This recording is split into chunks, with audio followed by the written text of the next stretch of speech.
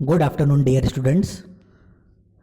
पहले तो मैं आप सभी लोगों का स्वागत करता हूं Himachal institute of pharmacy Paonta Sahib में। ये आप लोग diploma in pharmacy D pharm में जो आप लोगों ने एडमिशन लिया है, तो मैंने आप लोगों को अभी ग्रुप में ऐड भी कर दिया है। गूगल क्लासरूम के आपको अलग अलग टीचर्स के कोड भी प्रोवाइड कर दिए हैं।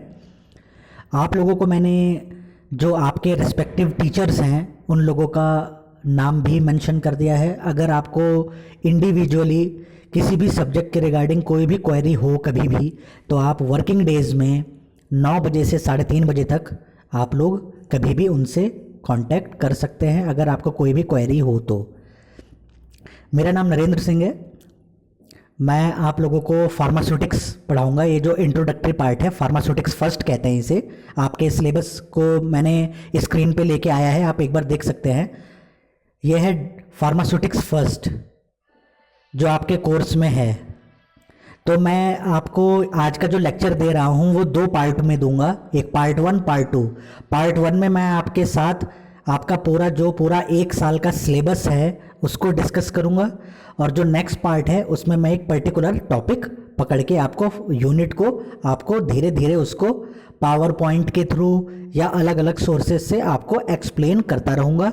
और बाद में जब मेरा ये वीडियो लेक्चर ख़त्म हो जाएगा तो उसी वीडियो लेक्चर की मैं पीडीएफ में कन्वर्ट करके डाटा जो भी है, आपकी जो रिक्वायरमेंट है, आपकी जो नोट्स हैं, वो मैं सारे के सारे गूगल क्लासरूम पे अटैच कर दूंगा। यानी कि कुल मिला के बात ये है कि ये जो आप लोगों का जो ऑनलाइन सेशन जो चालू होगा ये 9 बजे से 3:30 बजे तक के विदिन में होना है।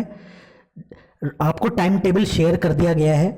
टाइम टेबल में जिस भी दिन जिस सब्जेक्ट की क्लास होगी उसका सब्जेक्ट टीचर आप लोगों को 9 बजे से 3:30 बजे तक के विदिन में कभी भी अपनी video with notes Google classroom में अटैच कर देगा।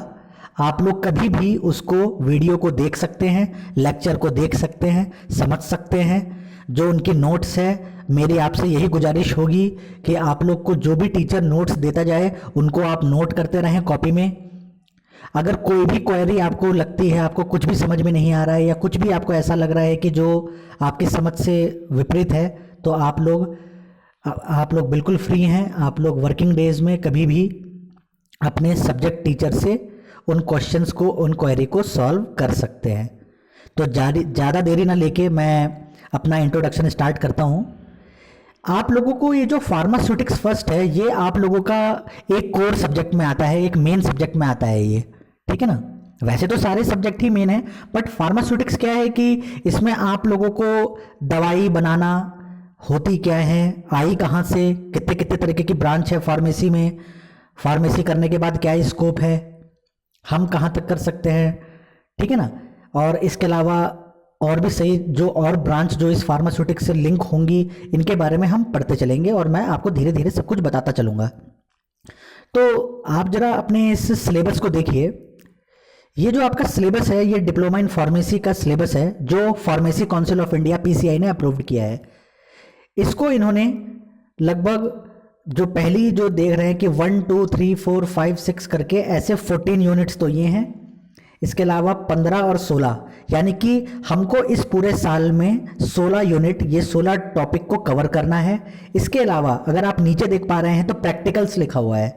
तो प्रैक्टिकल्स में पीसीआई के सिलेबस के हिसाब से 12 डोजेस फॉर्म को सेलेक्ट किया गया है कि हमें इन टॉपिक्स को लेते हुए अपने प्रैक्टिकल्स परफॉर्म करने हैं। ये जो प्रैक्टिकल्स के रिगार्डिंग जो भी क्वेरी है ये मैं आपको नेक्स्ट सेशन में बताऊंगा, मींस जब मैं नेक्स्ट लेक्चर ले रहा हूँगा तब बताऊंगा। फिलहाल अगर हम थ्योरेटिकल बात करें कि हमको इस पूरे साल में फार्मास्यूटिक्स में कितनी यूनिट पढ़नी है, तो हमें 16 यूनिट पढ़नी है। और 16 यूनिट में इन्होंने उसको चैप्टर वाइज मेंशन कर दिया है। जैसे हम लोग जब स्कूल्स लेवल में थे या बाकी आपने भी देखा होगा कि उनको चैप्टर्स यूनिट्स बना दी जाती हैं। तो यानी कि कुल मिला के 1 से लेकर हमें 16 यूनिट तक को इसको पूरे कवर करने हैं। 1 मिनट जी। तो पहले आप जरा ये देख लीजिए, मैं आपको बताता जा रहा हूं कि हर यूनिट में आप क्या क्या चीज़ें पढ़ते रहेंगे, ठीक है, और आप किन किन चीज़ों को देखेंगे।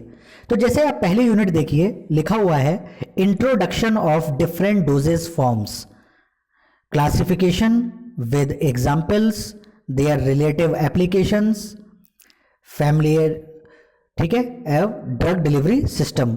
यानी कि कुल मिला के बात यह है कि पहली यूनिट में हम लोग ये बात जानने की कोशिश करेंगे कि डोजेज फॉर्म, यानी कि अभी मैं शुद्ध हिंदी में अगर बात करूं आपसे, तो दवाइयां कितने तरह की अवेलेबल हैं मार्केट में, और आप भी जानते हैं जो दवाइयों को आपने जिस फॉर्म में आपने देखा नहीं है वो भी आप इनको पता करने की कोशिश करेंगे। एक एग्जांपल दूं, जैसे दवाइयों के बारे में जब भी जिक्र होता है तो एक आम इंसान 2-3 तरह की दवाइयों के बारे में तो जानता है कि ये होती कैसे है।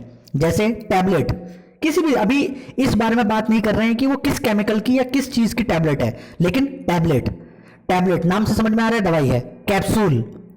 कैप्सूल समझ में आ रहा है, सिरप, ये टैबलेट, कैप्सूल, सिरप, चाहे गांव का बंदा हो चाहे शहर का बंदा हो, सब जानता है कि ये दवाइयों से कोरिलेट करता है। इसके अलावा जिसको कुछ जो थोड़ा सा एडवांस चला गया है, इंजेक्शन, ठीक है ना, तो ये जो tablet, capsule, syrup, injection, cream, paste, ये सारी की सारी चीजें अगर हम इसको फार्मास्यूटिकल टर्म में बात करें, फार्मेसी के टर्म में बात करें, तो हम इनको कहते हैं डोजेज फॉर्म।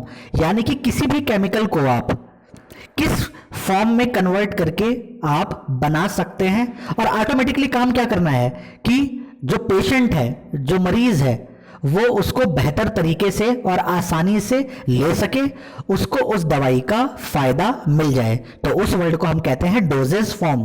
तो पहली यूनिट जो हम बात करेंगे वो बात करेंगे introduction of different doses form, यानी कि मार्केट के अंदर या आप लोगों को या हम लोगों ने कितने तरीके की डोजेस फॉर्म यानी दवाइयों को देखा है, या इसके अलावा भी और कौन कौन सी मार्केट में अवेलेबल है या हो रही हैं, तो हम ये पहली यूनिट में जानेंगे।